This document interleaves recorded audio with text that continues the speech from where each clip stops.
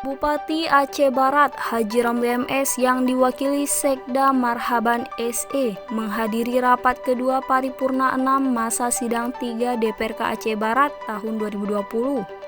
dengan agenda penyampaian pendapat Badan Anggaran terhadap perubahan APBK Aceh Barat tahun anggaran 2020 yang berlangsung di ruang rapat utama DPRK Aceh Barat Jumat 25 September 2020. Rapat tersebut turut dihadiri Ketua, Wakil Ketua, dan para anggota DPRK Aceh Barat, staf ahli Bupati, asisten, para kepala SKPK, dan para camat dalam Kabupaten Aceh Barat.